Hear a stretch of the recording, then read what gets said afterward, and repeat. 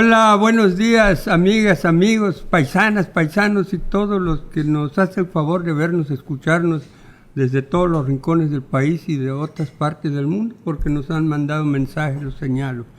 Vamos hoy con unos temas muy interesantes en esta nueva etapa de diálogos que estamos iniciando con un nuevo esquema, para no perder tiempo y porque problemitas técnicos nos hicieron retrasarnos un poco, discúlpenos. Tenemos con nosotros a nuestros periodistas distinguidos, a la derecha Ángel Ramírez y más cerca Jorge Martínez y aquí Javier Chávez. Y hay un problema que está inquietando mucho, que es la gobernadora Mara Lezama mandó una iniciativa, una solicitud, llamémosle así, al Congreso del Estado, para que le autoricen refinanciar o reestructurar la deuda pública del Estado, que le llaman la deuda directa, que es la deuda que va en contra las participaciones que proporciona el gobierno federal. Hay otra deuda que ustedes ya conocen, que es la que dejó Carlos Joaquín, pero no hablemos de eso ahorita. Esta deuda, esta reestructuración que se pide, ha generado confusión. Y es importante que la ciudadanía se entere de cuál es el problema y cuál es la situación real. Así que mejor le dejo la palabra a mis compañeros. Bueno, pues Jorge Martínez, muchas gracias, ingeniero, por invitar en esta nueva etapa de diálogos con Mario Villanueva.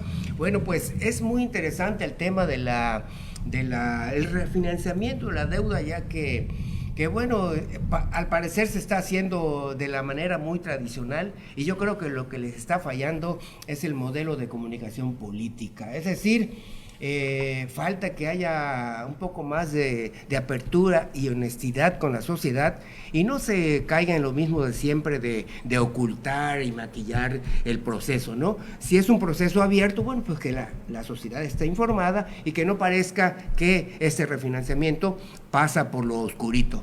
Ese sería mi primer comentario.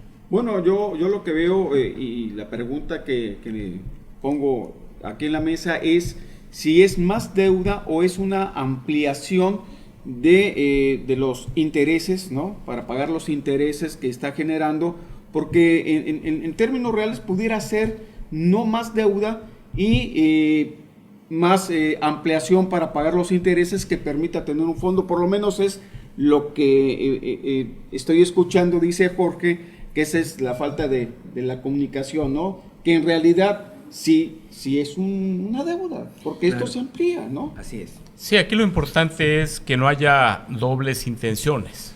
Y aquí en este caso yo creo que debemos ir al origen. ¿Por qué llegamos a esta situación?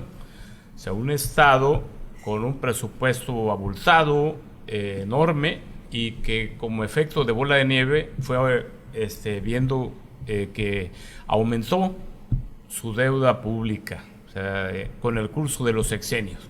O sea, era manejable y ha sido ya algo que ya limita el accionar en este caso, o bueno, retrocediendo un poco, ¿no? Al gobierno de Roberto Borges, antes de Félix, con Félix aumentó significativamente, con Carlos Joaquín pues hubo también una reestructuración al inicio de su mandato. El titular de Finanzas y Planeación, sí, al inicio, a fines de 2016, Carlos Joaquín hizo 3. Con Juan Vergara Fernández como titular de Cifiplan. Y ahora pues este nuevo refinanciamiento y con una mayoría de la 4T en el Congreso del Estado.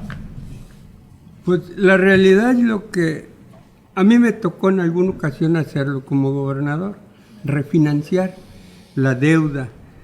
Pero yo creo que lo que parece complicado es relativamente sencillo y me gustaría platicar lo que pienso en lo que yo llamo en español para que nos entienda la gente. A usted le tocó, ¿no, ingeniero, refinanciar la deuda en su momento? Miguel Borges me dejó una deuda relativamente manejable, pequeña, 300 millones. Pero viene Zedillo presidente con el error de diciembre, se dispara la inflación, que venía de 7% a 52%, el valor del dólar, y la deuda fue creciendo y teníamos un problemón. el Banco Banobras, que era el que le debíamos, tenía las peores tasas de interés.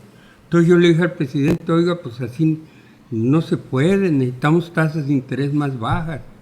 Y me dijo Zedillo, no, ese banco es del apoyo a los estados, pero los estados lo deben apoyar. No, le dije, debe de apoyar a los estados. Entonces yo lo que hice, tomé la deuda que estaba creciendo terriblemente, ¿se acuerdan de esos tiempos? Y lo puse a todos los bancos a ver quién da menos. Y Serfín dio la menor tasa. Y entonces, sin más ni más, le di la deuda a Serfín. Y se me endiabló el presidente y el director Banobras, pues dice, negocios son negocios. El Estado no va a estar pagando más solo por trabajar con Banobras. Pero esa fue una historia. Yo quisiera plantear una situación. ¿Qué es refinanciar? Porque ese es el problema. Refinanciar significa, y lo anoté para no perderme en rollos, reorganizar la deuda. Nótenlo porque luego voy a ir a lo que dice la solicitud de la gobernadora. Aliviar la carga financiera, que quiere decir bajar el monto del pago, en este caso mensual y anual, y mejorar la capacidad de pago con menores tasas de interés. Sí. Es reemplazar la deuda con condiciones más favorables, que son tasas de interés más bajas y pagos mensuales menores. ¿Por qué se refinancia una deuda? Porque las condiciones son mejores. Fíjense ahorita, el valor del dólar, 17 pesos. La inflación, 7.5, y el Banco de México piensa que llegará a 4.2 en diciembre. Entonces, estamos en condiciones en que bajen la tasa de interés. La interbancaria que manejan los bancos, que andará en 11.5. Entonces, el objetivo principal de refinanciar es ahorro de dinero durante la vida del préstamo. Esto suena difícil porque por lo regular cuesta más mientras más tiempo lleva, pero quiero explicar. Pero además el refinanciamiento no solo es un asunto que lo pide el gobierno de un estado, se aplica a varios tipos de préstamos, lo mismo hipoteca de casas, crédito de automóviles, tarjetas de crédito, préstamos personales. ¿Y de qué se trata? Yo debo, voy a refinanciar con un préstamo que me dé mejores condiciones. Teniendo un nuevo préstamo con tasas de interés más bajas, hay ahorro en los intereses y el costo de la deuda se hace más bajo. Imagínense los 19,000 millones de deuda directa que sigan a la tasa que vaya a las condiciones actuales, va a ir creciendo más. Si logramos condiciones mejores, que es lo que buscan con la refinanciación, pues entonces va a costar menos la deuda. No sé si me explico. ¿Cuáles son los motivos? Tasas de interés más bajas. No estoy hablando de los motivos de esta petición que hace la gobernadora, sino en general la refinanciación de cualquier préstamo. Busca tasas de interés más bajas, mejor puntuación crediticia, que el que debe tenga mejor puntuación como deudor, y el gobierno del estado ya lo logró, ahorita vamos a verlo. Y mejor situación financiera. ¿Cuáles requisitos se requieren para cualquier refinanciación de cualquier préstamo? Buen puntaje de crédito, que implica refinanciar a tasa más baja. Le pueden dar, si tienes buen puntaje, te dan tasa más baja. Un ingreso estable, que en este caso del gobierno pues lo tiene. Y un historial de pago a tiempo, que sea buen pagador. Y en este caso vamos a ver ahorita con un cuadrito que sí se ha reducido un poco la deuda pública. Ahora, algunos casos de refinanciamiento, para que yo quisiera que entiendan qué es el refinanciamiento. Una hipoteca, por ejemplo, que hipoteco mi casa, pero te dice el banco, la tasa va a variar, porque los bancos juegan con ella y hoy te ponen el 6 y mañana el 12. Entonces buscas un préstamo con tasa fija. La compra de un automóvil, refinanciar te ayuda a reducir la tasa de interés y reducir el pago. Las pequeñas empresas, cuando ya su Hay problemas en todas las empresas, en un momento no pueden vender todo lo que quieren y deben, entonces tienen que refinanciar su deuda con los bancos o con quien se le deban. Y esto le va a significar ahorro y tendrá flujo de dinero en efectivo para seguir invirtiendo en su empresa. Hay varias deudas, también ocurre que uno deba a varias personas o varios bancos, entonces las puedes acumular, consigues un préstamo con menos interés y logras un beneficio. En tarjetas de crédito, por ejemplo, eso le pasa a muchos. Un refinanciamiento se trata de reducir el pago con un nuevo préstamo a un interés menor. Acumular, vamos a decir, alguien que se detiene varias tarjetas y se dedica a gastar y de pronto le debe este banco a tal interés, este banco a este otro interés y queda ahogado, busca un préstamo con un solo banco, por ejemplo, acumula todos y una menor tasa y sale ganando. ¿Sí me explico? Porque eso le ha ocurrido a muchos. Veamos un ejemplo. Se adeudan 10,000 pesos en una tarjeta de crédito con interés del 20% anual. Implica un pago mensual del 3%, que son 300 pesos mensuales. Pero se buscan opciones y encuentran que hay un banco que les presta al 12%. Obtienen un préstamo de 10,000 pesos, pagan el que tienen al 20% y con este que es al 12% ya van a pagar 250 al mes en vez de 300. Hay dos casos que quisiera plantear. Estos son reales. Compra de una casa, porque hay otra cosa. Necesariamente se encarece la deuda, claro que se paga más. Y se alarga el plazo. Y sí, pero ahorita entramos a la deuda del gobierno. El caso 1 que quiero plantear. Una compra de una casa al Fobiste en 275,000 pesos hace 13 años. Es un caso real. El pago mensual es de 3,600 pesos. Si echamos cuentas, se han pagado en 13 años 561,000 pesos. Vean cómo mantener la tasa de interés. Pero no se ha terminado de pagar la tasa. No, falta por pagar 32,000 pesos, que son casi 9 pagos pendientes, casi 9 meses. La persona gana 12,000 pesos al mes. Podría refinanciarse con un préstamo a tasa de interés más baja, paga los 32,000 que debe y se alivia. ¿Qué pasaría si es un empleado de gobierno? Gana 12,000, está pagando 3,600 al mes. De pronto, pues ya ven que en el gobierno, pues luego llegan y te dan tu patada. Le dan le quitan el empleo o le dejan un empleo más bajo, que gane 6,000 pesos, pues no va a poder pagar 3,600 al mes. Tiene que refinanciar. ¿Qué pasó en Estados Unidos en 2008?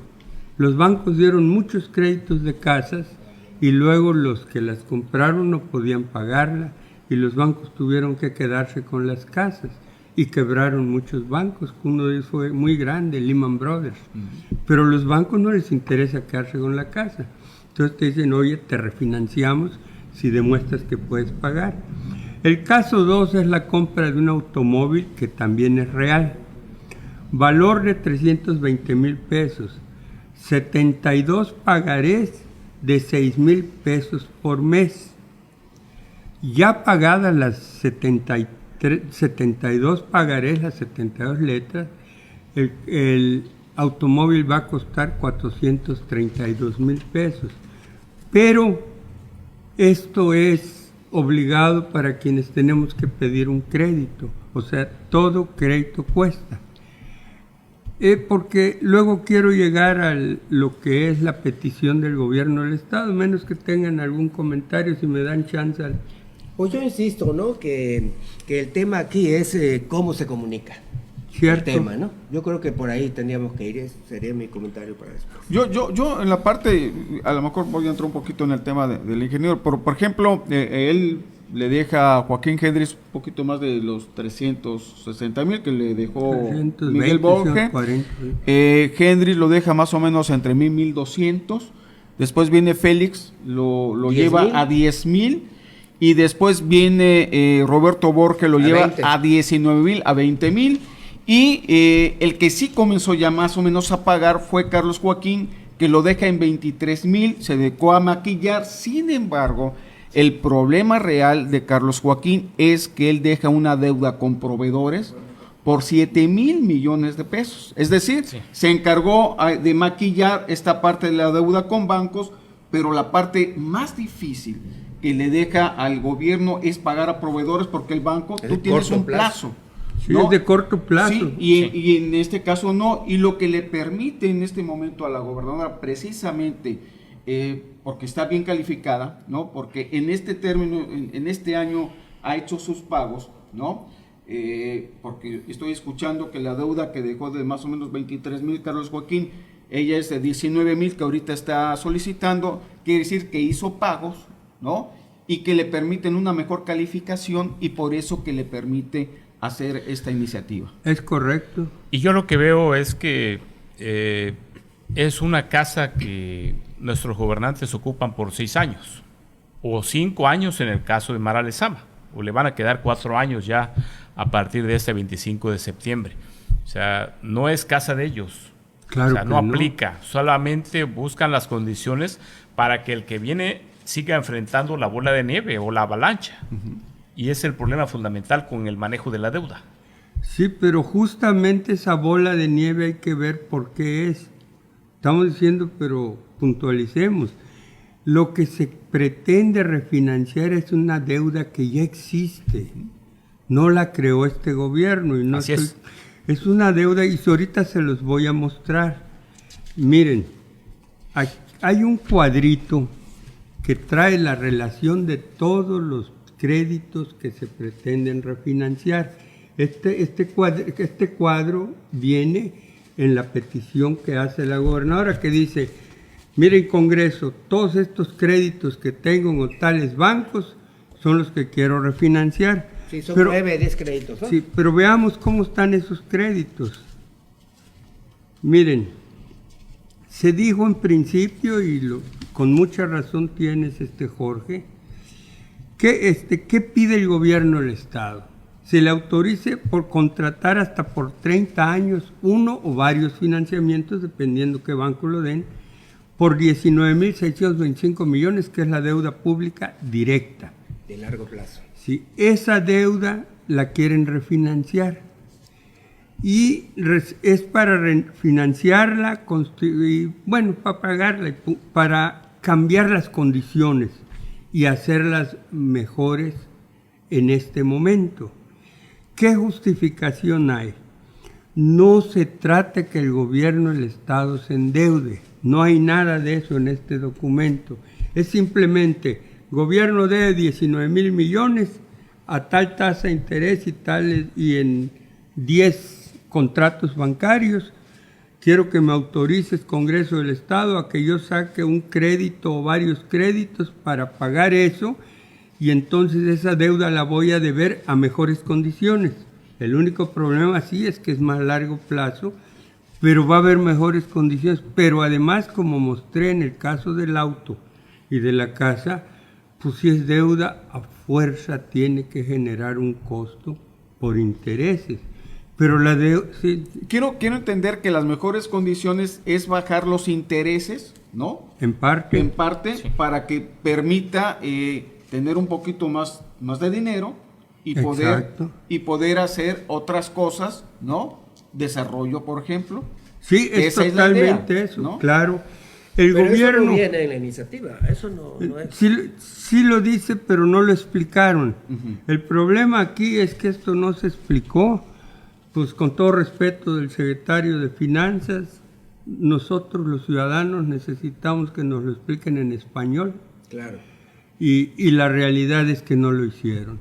Yo lo entiendo un poco más, pues, porque me puse a estudiar ayer y porque alguna vez lo tuve que hacer. Ahora, considero, o quizá esté programada la comparecencia del titular de la CEFIPLAN, de Finanzas y Planeación, Eugenio Segura Vázquez, ¿no? Que comparezca ante los diputados locales, no precisamente para que le entiendan, pero que cumpla al menos con el ritual. Muchos no lo van a entender. Oye, y que se haga público. Entonces traerían orejas de burro si no lo entienden. Bueno, hay que entender que muchos diputados no deben estar en el Congreso del Estado. Lo que explicó el ingeniero Mario Ernesto Villanueva Madrid, pues es como se tiene que explicar, o sea, con manzanas. Peras y manzanas. Con peras y manzanas, o sea, es complicado para muchos. Y además, insisto yo, en que uno siempre espera la intención oculta, ¿no? Se muestran algo y ocultan otra cosa. Hay la desconfianza. ¿No? Es que sí existe también, sí existe. Ahora, hay que entender que también la gobernadora también ya ha hecho este tipo de refinanciamientos, o sea, ya inició en este año, sí ha hecho algunos refinanciamientos, ¿no? No ha hecho, no lo conozco. Ha hecho pagos. Y no refinanciamientos, creo que se ha hecho refinanciamientos Habrá como que 2 ver. o 3, pero no con bancos, ¿no? No, el problema es que no era este. Ajá. Tú lo dijiste hace rato, más de 7,000 millones que esa le es la debían a parte. proveedores. Eso es otra cosa. Y Sí. la verdad hay que reconocer que, por Es ejemplo, otra cosa, pero sí de- es una carga financiera, ¿eh? a- Sí, a los- pero no es con bancos. Ajá. a los del sur les dijo, oigan, pues espérense, voy a ver cómo les pago. Sí. Y absorbió la responsabilidad de pagarles. Pero quiero terminar con esto para que vean qué trae este documento de la gobernadora. ¿Cuál es la justificación? No se trata de que el gobierno se endeude, es la misma deuda que se busca que tenga otras condiciones. La otra, el gobierno va a renegociar la deuda que heredaron los gobiernos anteriores y ahorita se los voy a mostrar. No es nada más andar diciendo. La renegociación podrá tener más dinero para atender demandas de la población, porque pues pagas menos, te queda más dinero y lo puedes aplicar al desarrollo del Estado. Correcto. Se busca pagar menos intereses, mejores condiciones de pago y mayor flexibilidad para cubrir la deuda que se heredó. Ojalá esto me lo vayan comprendiendo. Las finanzas se han saneado y por esto el gobierno actual tiene una mejor calificación. ¿Quién lo califica? La Secretaría de Hacienda y Crédito Público lo saca del semáforo amarillo, le llaman, y ahora lo puso en el verde.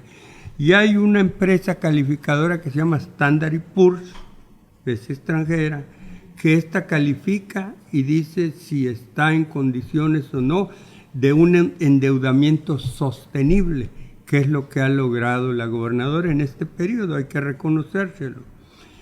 Porque refinanciar, porque están comprometido el 90% de las participaciones federales, el dinero que la federación envía. Entonces, miren, lo que no se explicó, y lo quiero explicar aquí, en la solicitud hay un cuadro que se describen los préstamos que se pretenden reestructurar. Son 10 contratos de crédito con 2 bancos. Me di a la tarea de revisar uno por uno. Hay 8 con Banobras, el Banco Nacional de Obras. De esos 8, uno del 22 de noviembre de 2012, vean desde cuándo viene, vence en 2032. Del 17 de abril, el 13 de abril de 2020, y otro el 17 de abril de 2020, y otro el 17 de abril de 2020, son 4 vencen en 2040 con Banobras. Otro con la Banobra, 2 de Banobras del 17 de abril de 2020 vencen en 2045. Y otro del 27 de agosto de 2021 vence en 2041. Y se han de acordar de esto, 27 de agosto de 2021, un mes antes que se fuera Carlos Joaquín, que le pide al Congreso un préstamo de 820 millones para hacer obras, entre ellas el bulevar, que lo malhicieron por una razón, el retorno que les pidieron de 30%, Sí. y tengo elementos para señalar, entre ellos a la hoy diputada Johanet. Pero hablando de eso, esto cuando habla de 2020, son anteriores al actual gobierno, pero quiere decir que se refinanciaron. ¿Qué refinanciamiento fue eso cuando son 10 contratos? No que era mucha pieza la tal hoy diputada Johanet. Con HSBC hay 2 del 7 de mayo de 2020. Vencen en 2045. Aquí lo dice, no se está guardando nada. Y todos son contra lo que da el gobierno federal, el Fondo General de Participaciones y el Fondo de Aportaciones para el Fortalecimiento de las Entidades Federativas. Y algo que no se dice aquí, que yo me di a la tarea de hacer sumas, es de que de la fecha de estos contratos a hoy se han pagado 204 millones. Eso lo ha pagado el gobierno del Estado de capital, porque una deuda es capital y la otra son intereses. Ha pagado puntualmente los intereses y la ha bajado un poco al capital. En fin, ha habido un manejo prudente de la deuda. No se quiere endeudar, se dice, oye, dame chance Congreso, porque si su autorización no puede, que agarre un préstamo a varios y pague lo que debemos a un menor interés. Deuda directa que está contra las participaciones del gobierno del Estado. Y yo creo que esto dicho en español se puede entender, y creo que si los diputados no lo entienden, pues están jodidos. Pero en realidad los diputados no han dicho nada.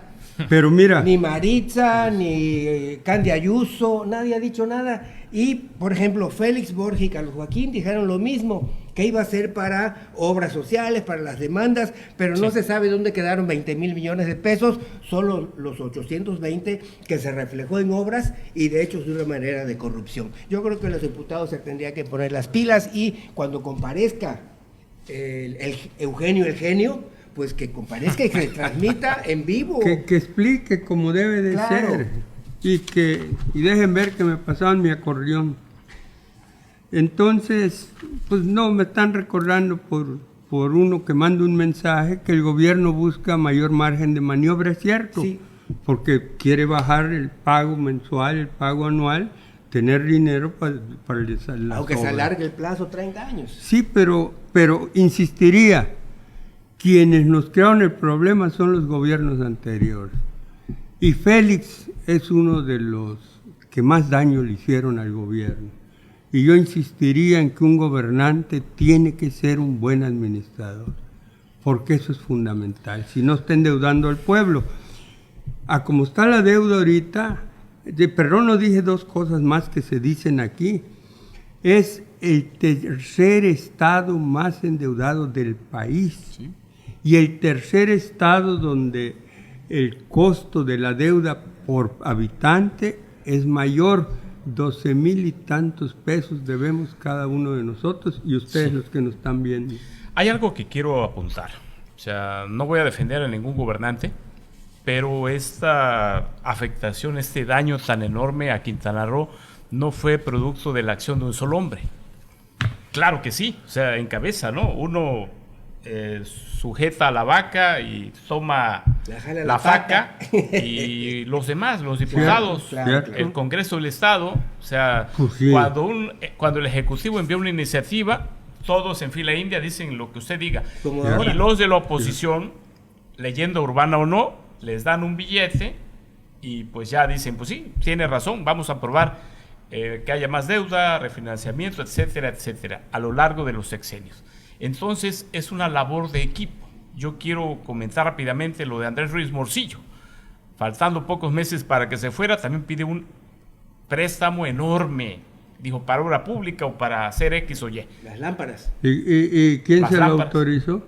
El Cabildo, no, y luego el Congreso del Estado. Sí, pero primero Cabildo y luego Congreso. Pero el aval es el gobierno. Y luego arriba. Era el gobierno de Félix. Bueno, la verdad es que se pide autorización para refinanciar una deuda creada por Félix Borges, Carlos Joaquín, están los 820 millones de un mes antes de que se fuera. Y la obra no ha sido entregada, ¿eh? Y no ha sido entregada y está re mal. Está desplomada, ¿no? Y ahí yo vuelvo a decir, podrán decirle que me cae mal, pero no es eso. Ahí está la diputada Johanet. ella es artífice de la gran mentira de Carlos Joaquín cuando dijo que se debía menos y no era cierto. Un engaño a la sociedad que hoy está saliendo a la luz. Pero bueno, finalmente, si gustan, terminamos con este tema. Es un tema complejo, polémico, y bueno, que esperemos que el tránsito que haga por el Congreso, los diputados tengan voz, no solamente alcen la mano, y bueno, y que sea más transparente, que se transmita en vivo la comparecencia de Eugenio, el genio, y bueno, y que la sociedad conozca mejor el tema. Eugenio Segura, con peras y manzanas queremos que lo expliques a los diputados y a través de los diputados en una transmisión pública a la sociedad. Esa sería la conclusión. Y yo en lo particular pienso que no hay nada oscuro bajo el sol. Es algo que es conveniente por las condiciones actuales, valor del dólar bajo, tasa de inflación que está baja, bajan tasas de interés, es el momento. Y cualquier persona que deba, ya dije, no solo es gobierno del Estado. Ahora, yo concluyo que esto va a seguir sucediendo gobierno tras gobierno porque hay que buscar un mecanismo. ¿Por qué no es fácil que tú contraigas una deuda, ¿no? Días antes de que me voy, contraigo una deuda de 800, de 1000, de 1300, sabedor de que yo no lo voy a pagar, que se hagan bolas los de atrás. Sí, pero... Entonces hay que buscar un mecanismo o algo que permita que el que se va no se endeuda al cuarto para las 12, porque entonces ya estás entendiendo, desde ahí no hay transparencia y desde ahí hay una situación que ya indica corrupción.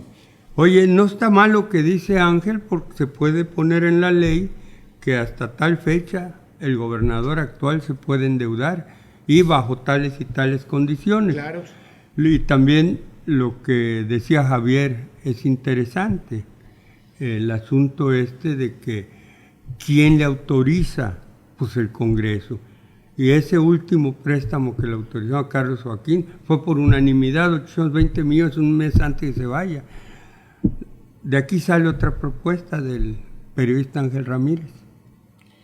Y otra una cosa, modificación a la ley para que no se anden metiendo en deuda. La persona encargada de todo esto hoy es diputada. Pues por eso, sí, Johanet, pero sin ninguna sanción. Fíjate, Ángel, fíjense ustedes que qué bueno que lo dices. La responsable, lo está diciendo Ángel, es Johanet, actualmente diputada, y sin ninguna sanción. Va para el Congreso del Estado nuestra propuesta, que es la acusación clara de que ella actuó mal en el manejo de las finanzas y se le debe de considerar alguna sanción por ello, porque de otro modo, pues, ¿para qué queremos diputados así? Bueno, y además otro que ni siquiera fue sancionado, ¿no? O sea, está ya en Canadá. Espérate. Carlos Joaquín. Y luego dicen que nos quiere mandar el senador. Bueno, si les parece, terminamos esta discusión, diputados, y ya apúrense a autorizar ese refinanciamiento, que está claro, y explíquenlo bien. Se supone que mañana. Mañana. Sí. Que se explique bien y que se haga público. Yo no le veo mayor problema bajo mi experiencia como gobernador y conocedor de la economía, en parte de la economía política y de las finanzas. Pero bueno, ya lo expliqué. Así que Xóchitl está espantando ahorita a todos con su rollo.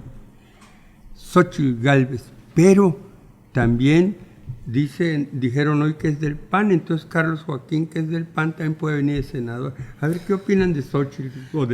Bueno, para empezar, le dejaron el escenario a modo un escenario de ensueño. La Cámara de Diputados, donde por décadas el presidente de la República rendía su informe, pues ahora acudió Luisa María Alcalde, la secretaria de Gobernación, a entregar el legajo, y el presidente prefirió dar un mensaje político aquí en Campeche. Fue un error táctico, un error estratégico, el dejar el campo libre. La Ciudad de México, o sea, dejas tu principal plaza y te vas a recorrer el país, te puedes ir a Chihuahua o a Veracruz, como Juárez, por ejemplo. Aquí fue un error desalojar la Cámara de Diputados, que es, digamos, el Poder Legislativo Federal, donde se dan cita o se daban cita senadores, la Cámara Alta, gobernadores, alcaldes, y ese escenario lo tomó Xóchitl Gálvez, ya la inminente candidata, es la candidata por supuesto, pero inminente respetando los tiempos electorales del Frente Amplio por México, formado por PAN, PRI y PRD. O sea, fue un error desde mi punto de vista dejarle toda la mesa puesta a Xóchitl. Dejarle el escenario. Sí, a mí me parece que Xóchitl es un elemento que va a venir a darle intensidad a la campaña. O sea, lo podría decir de una manera, es agua de su propio chocolate. Es una persona que sabe armar frases, encajar argumentos, y eso no lo tenía la oposición. Lo tiene con Xóchitl Gálvez. Es una persona que ayer tomó la Cámara de Diputados, como no lo había tomado antes. Yo creo que quién sabe hasta dónde se pueda sostener Xóchitl, quién sabe hasta dónde esté sustentado su base formativa, ideológica y de proyecto, y que su proyecto sea tal y no sea solamente en contra de. Entonces, pero en campaña todo se vale. Definitivamente yo creo que Xóchitl viene a oxigenar la campaña y ojalá sea para el bien del país, y yo creo también que aquí el periodismo también se está poniendo a prueba. Mi primera... Yo no sé qué tanto puede ser un error lo que en apariencia es un error, como lo dice Javier, porque yo no, lo que ha demostrado Andrés Manuel López Obrador, a pesar del 62% de la aprobación que tiene en el 5º año de gobierno, es que ha sido un presidente mucha pieza. ¿Por qué lo digo? Y mira que para decirlo me está costando trabajo. Pero el asunto es que ha podido intervenir en la vida política y privada de los partidos políticos, seleccionando con quién quiere competir, ¿no? Ya le dijo al Frente Amplio, ya puso a Xóchitl, pero cuando no quería a Xóchitl, ahí salió una... No, de que estaba Beatriz Paredes, pero Beatriz Paredes hizo 42 puntos y Xóchitl 57, y Beatriz Paredes sentada en su mueble de su oficina sin recorrer lo que recorrió Xóchitl y sin invertir lo que invirtió Xóchitl. Entonces, a mí me parece también una estrategia, ¿no? Y no quiero aplicar el sospechosismo de Santiago Krill aquí, pero me parece un sospechosismo, y lo más difícil de creer es que la oposición no tenga el talante para entenderlo y enfrentarlo y confrontarlo. No, estoy pensando sospechosismo, que el presidente Está en ha creado a Xóchitl. Así es. Y se ha introducido en la vida privada de la oposición y les ha dicho, sí, con esa persona quiero jugar. Hay una película que todos hemos visto, Rocky, cuando Apolo Creed dice, quiero a ese italianito, a ver, una pelea de exhibición. Arriesga el campeonato, el cinturón, y el italianito, Rocky Balboa, le sale respondón. Entonces, aquí en este caso, yo creo que el presidente no midió lo que podía, o sea, abrió la caja de Pandora y soltó a Xóchitl. Y menospreciar a un rival es el mayor error que se puede cometer en una guerra. La política es la guerra, ¿sí? Y aquí en este caso menosprecia y dice, pues vamos con ellos, ¿no?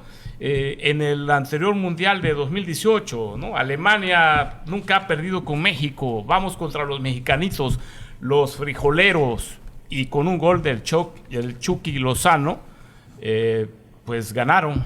O sea, entonces 1-0. O sea, entonces yo sí veo que el presidente sí destapa a Xóchitl, pero hay un exceso de confianza.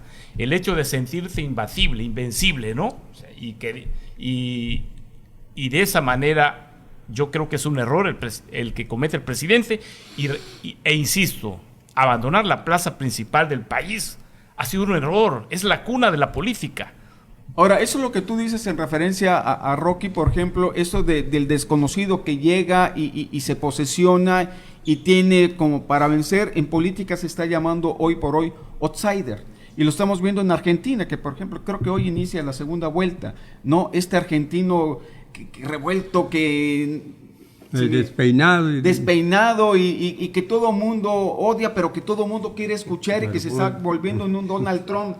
Entonces, esas figuras son los llamados ahora en política outsider. Como el portero de Argentina. Xochitl puede ser el outsider. Xochitl puede ser el comandante Marcos que creó, subcomandante Marcos que creó Carlos Salinas de Gortari. Bueno, yo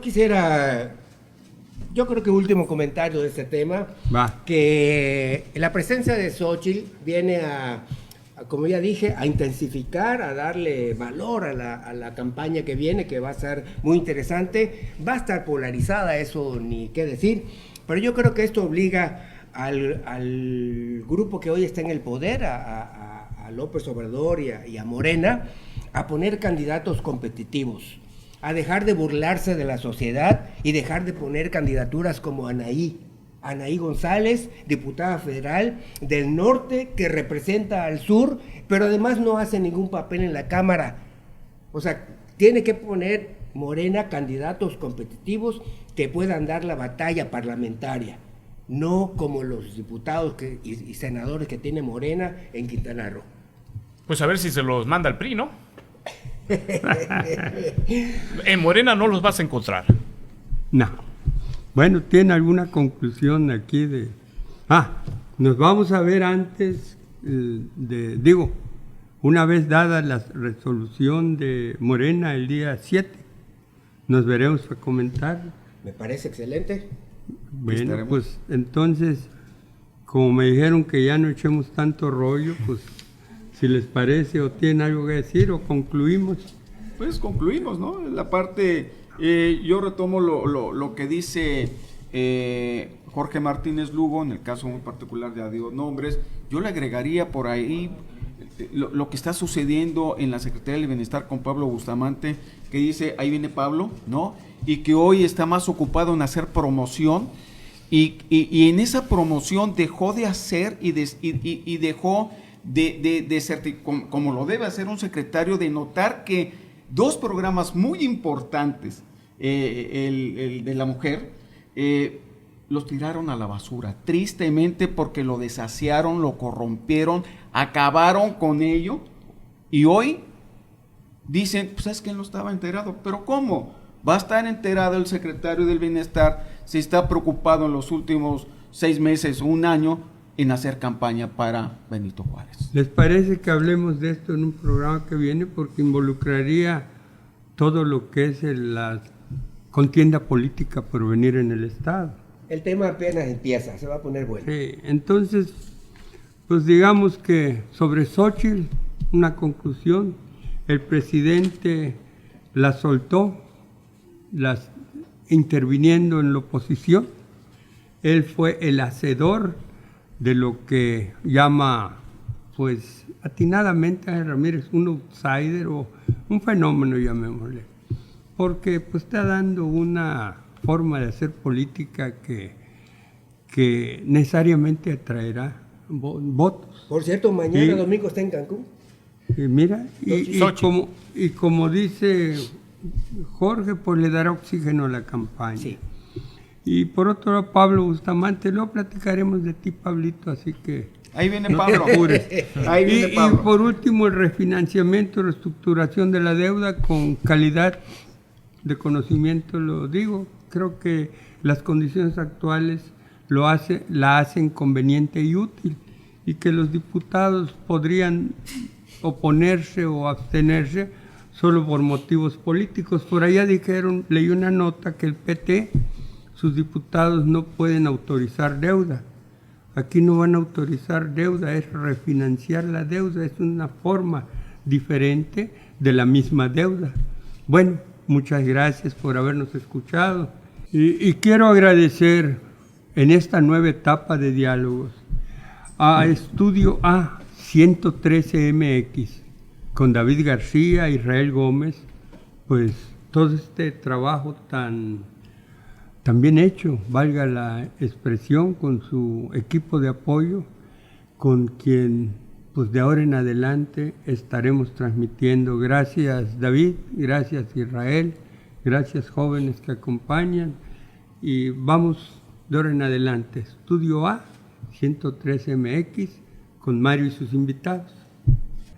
Y nos vemos el próximo sábado a la misma hora. Buena tarde.